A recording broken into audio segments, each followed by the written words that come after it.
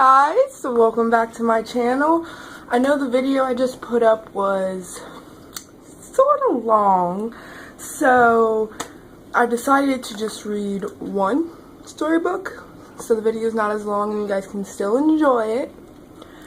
Today I'm going to read The Little Mermaid, and this is actually one of my favorite books too.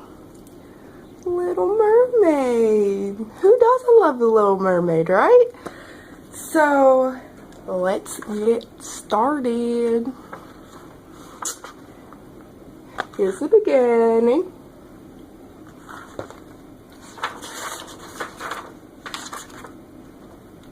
Let's go.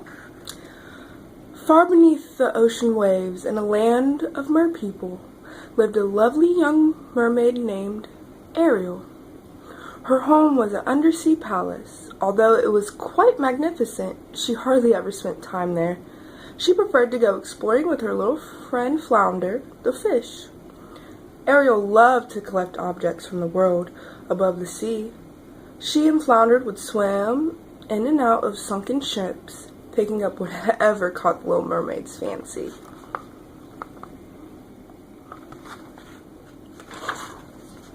Ariel's father, King Triton, ruled the undersea kingdom. He was very proud of Ariel's many gifts, especially her beautiful singing voice. He had arranged to give a special concert to show his daughter's wonderful talent to all the merfolk. Ariel's sisters sang to begin the concert. Then they sang a special song to introduce Ariel, but Ariel wasn't there. Triton was not pleased. How could Ariel have forgotten to show up for her own debut?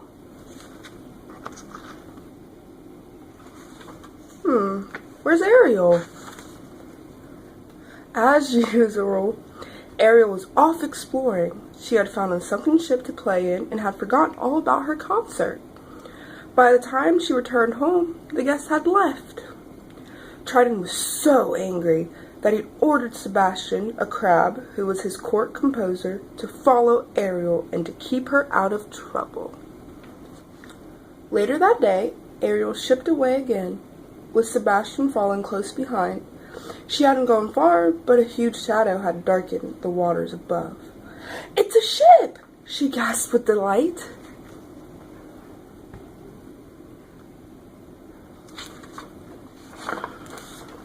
Ariel swam to the surface to get a closer look. There were humans on board. One of them was very handsome. Ariel heard the others call him Prince Eric. But as Ariel watched, a sudden storm took them by surprise. To her horror, the ship began to sink. Most of the people on board were able to climb safely into a lifeboat, but the handsome young prince was hit by a falling spar and thrown into the churning water.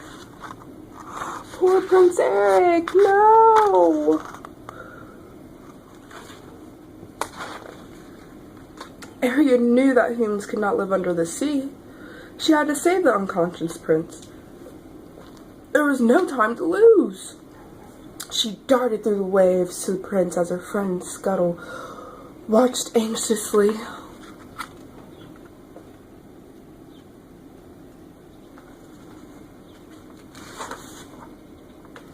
Using all her strength, Ariel dragged the young prince ashore. Scuttle was waiting for them. The silly bird put his ear close to Eric's boot. "Sorry, Ariel, I can't make out a heartbeat," said Scuttle. Ariel placed her head on the prince's chest. "Oh, he is breathing, Scuttle," she cried. He was so happy that she began to sing to the prince. At the sound of Ariel's lovely voice, Eric's eyelids began to flutter.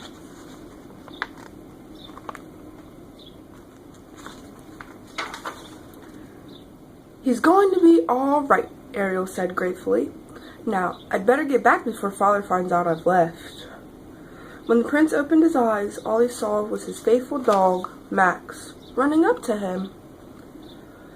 Ariel returned home, but couldn't forget the human, Prince. As she sat thinking about him, two evil eels named Flotsam and Jetsam watched her with their cunning eyes. Ooh.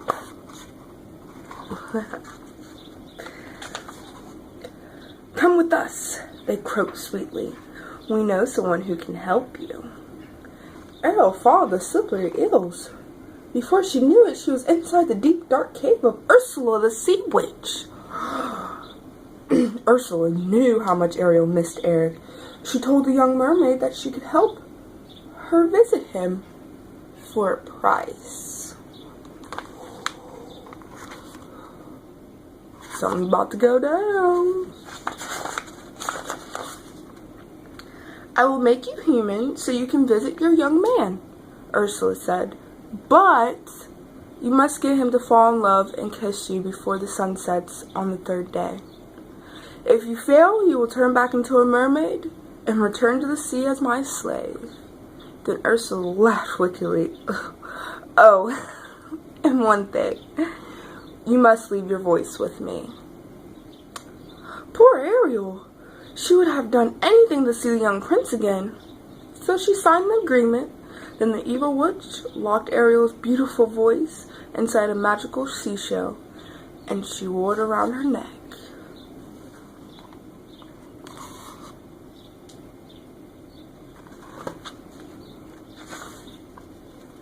Flounder and Sebastian watched in amazement as Ursula's magic powers changed Ariel into a human girl. Suddenly, Ariel could no longer live underwater. Luckily, her 2 friends rushed her up to the surface so she could breathe. Ursula crackled with glee. She intended to make sure Ariel did not get her kiss. Once Ariel was safe on the beach, Scuttle said, "There's something different about you, Ariel. I just can't put my foot on it." Ariel showed him her 2 legs. She wanted to tell Scuttle about what happened to her, but since Ursula had taken her voice, Sebastian had to explain.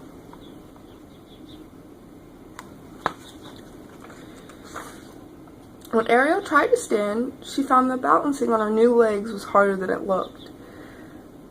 "You can do it," said Scuttle. "Just watch me." Sebastian took his head in disbelief. "How am I going to tell the king about this?" he wondered.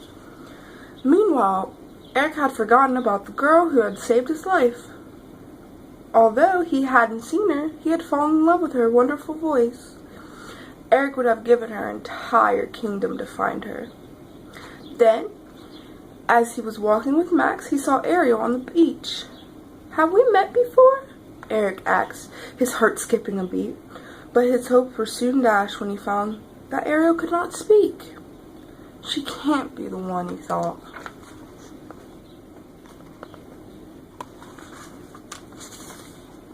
Still, the prince felt sorry for Ariel, so he brought her to his castle. His servants fed her and gave her pretty clothes to wear.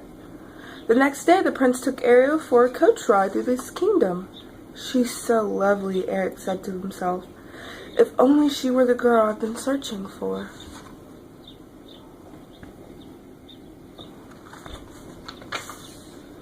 The next day, the prince took Ariel for a boat ride. "There isn't much time," thought Ariel. "If he doesn't kiss me soon, I'll become Ursula's slave." Although Ariel didn't know it, the prince was falling in love, and he was just about to kiss her.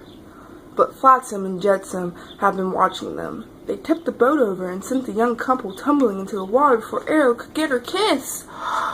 Oh my gosh. Them sneaky, sneaky eels. Ursula had been watching the couple in her magic bubble.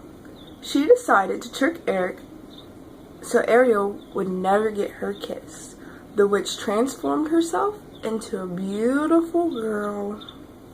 With Ariel's voice locked inside the seashell necklace, Ursula would sound just like Eric's true love. The following day, as Ursula walked along the beach, the sound of Ariel's beautiful voice filled the air. Eric could hardly believe his ears. The girl who had saved his life and finally came back to him? Quickly, the sea witch put a spell on Eric, and he decided to marry her right away. Sneaky, sneaky Ursula, huh?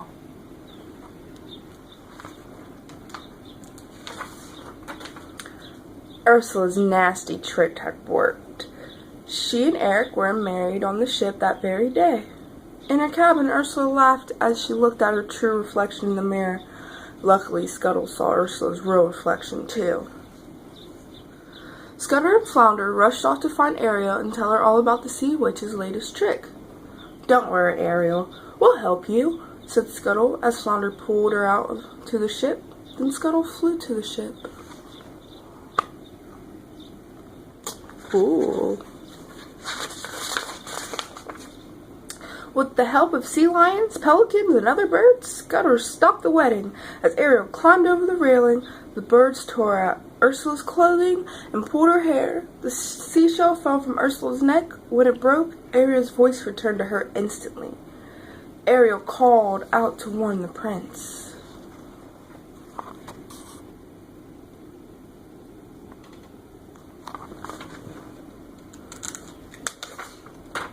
Then Eric knew he had been tricked, but time had run out. The sun had started to set and Ariel was already turning back into a mermaid.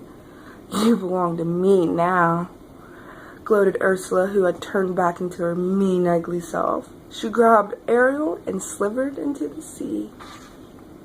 But Eric was not about to let Ariel slip away this time.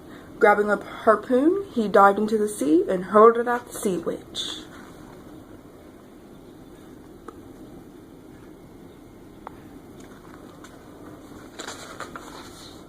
That made Ursula angrier than ever. She transformed herself into a huge monster and tried to crush Ariel and the prince with her black tentacles. Well, I don't know about that. Huh. Eric clutched to the little mermaid to him, trying to protect her from the witch's fury. Look at that giant monster right there. She's not real. Eric knew he had to do something, and fast. Climbing aboard the ship that Ursula's angry thrashing had raised from the bottom of the sea, he grabbed the wheel, he maintained the ship, and he aimed the ship's prow at Ursula and sailed full speed ahead. As the boat struck the witch, she let out a terrible scream, then was gone.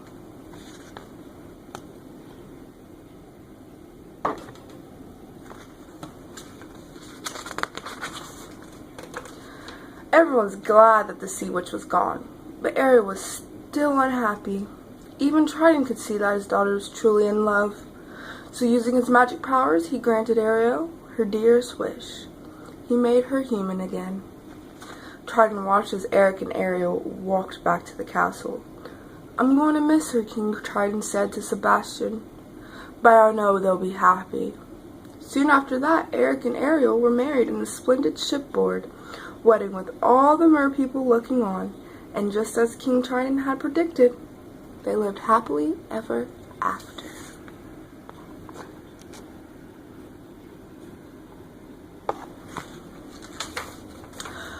Okay guys, leave in the comment section below how you think I did today. Leave advice, leave books you would like me to read, anything you could possibly think of. Don't forget to also follow my brother. I'll leave his link below. He just started his YouTube page and he really could use some views, and he's gonna have some great stuff coming up. And I feel like this video is a little better because it's not as long and it's not 2 books. So I think I'm gonna keep it at just doing 1 book for now. And I'm also thinking about maybe doing an adult reading, like doing some chapter books, some whatever. Just give me ideas. I'm so open to everything. You have a brand or something you want me to sponsor, or not sponsor, but like talk about, just anything in general. I'm so open, and don't forget to like and subscribe, and thank you.